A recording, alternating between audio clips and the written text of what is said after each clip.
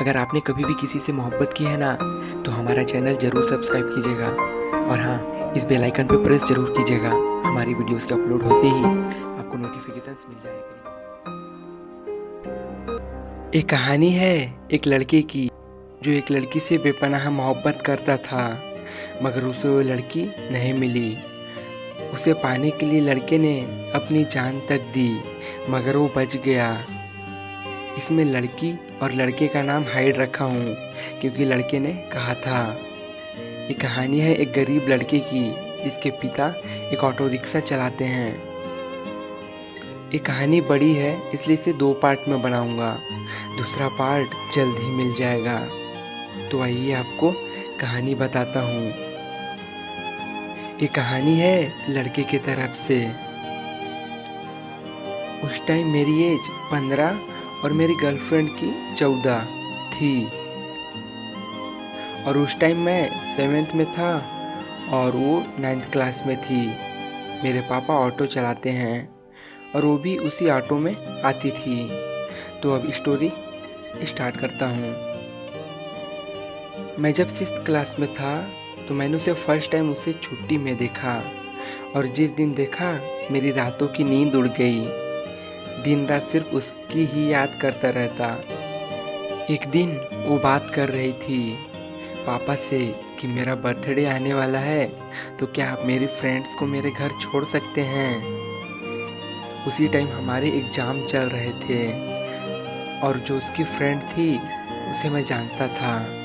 तो उससे मैंने पूछा कि तुम्हारी जिस फ्रेंड का बर्थडे आने वाला है उसका नाम क्या है। तो उसने मुझे उसका नाम बताया। सॉरी दोस्तों कि मैंने नाम हाइड रखा है। तब मुझे उसका नाम पता चला।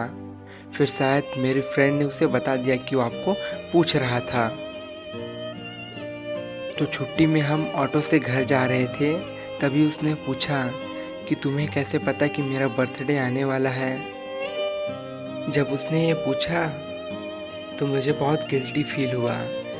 अब ऐसे ही कभी कभी धीरे धीरे हमारी बातें होने लगी और मुझे देखकर स्माइल भी करती थी। फिर उसका बर्थडे आया और वो बैंड रूम में आई, हमारे बैंड रूम में टीचर को टॉफ़ी खिलाने। तब मैं भी था वहाँ। हम सब बैंड की प्रैक्टिस कर रहे थे। तो मैंने उसे बोला कि मुझे नहीं खिलाओगे टॉफ़ी। तो उसने स्माइल करते हुए मुझे टॉफ़ी दे दी। ऐसा ही चलता रहा 1 साल तक, और मेरी उसकी 1 साल में थोड़ी अच्छी दोस्ती हो गई। फिर मैं 7th क्लास में पहुंच गया और वो 9th क्लास में। फिर एक दिन मैंने हिम्मत करके उसको फ़ोन लगाया तो उसकी मामी ने फ़ोन उठाया। फिर एक दिन मेरे फ्रेंड ने उन्होंने मजाक से मुझसे पूछा कि तुम्हारी कोई गर्लफ्रेंड नहीं है। तो मुझे लगा वो लोग सीरियसली पूछ रहे हैं। तो मैंने बता दिया कि हाँ है, और वो तुम्हारी फ्रेंड है। मैंने कहा तुम जानती हो वो 9th क्लास में है।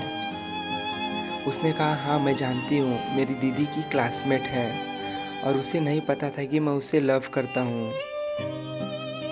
तो उसने अपनी फ्रेंड जिसे मैं चाहता हूँ उसे जाकर वो बोल दी कि वो तुम्हें अपनी गर्लफ्रेंड मानता है और वो तुम्हारी पर्सनल नंबर मांग रहा था।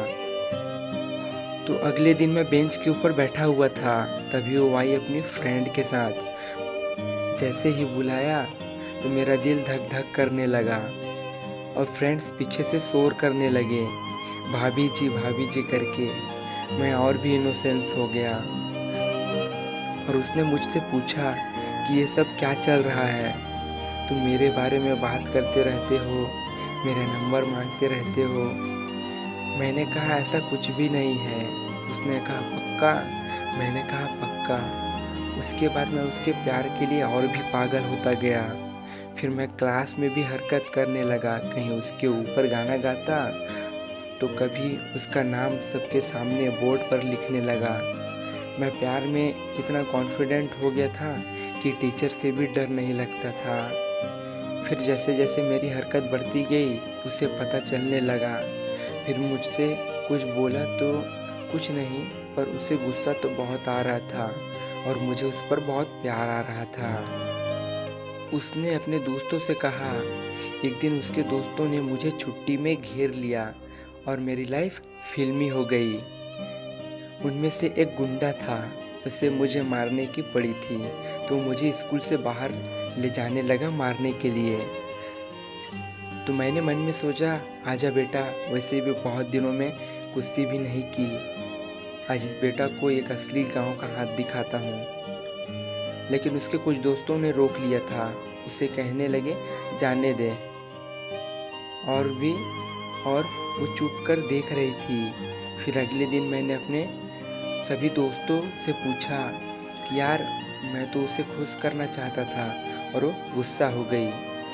और फिर हमारे इतने अच्छे अच्छे मित्र हमें समाधान देने लगे कि पहले एक काम कर कि अपना हाथ काट कर उसका नाम लिख दे, 100% मान जाएगी।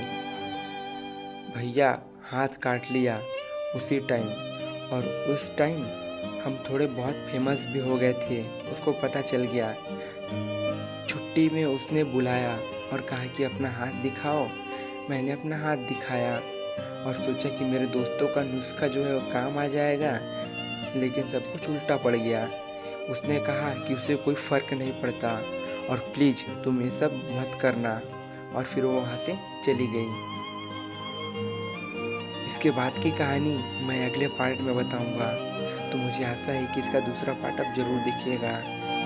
खैर, कहानी अच्छी लगी हो तो इसे लाइक और शेयर ज़रूर कीजिएगा, और हाँ, आपकी भी कोई कहानी हो तो हम तक ज़रूर पहुंचाइएगा। शुक्रिया आपका वीडियो देखने के लिए।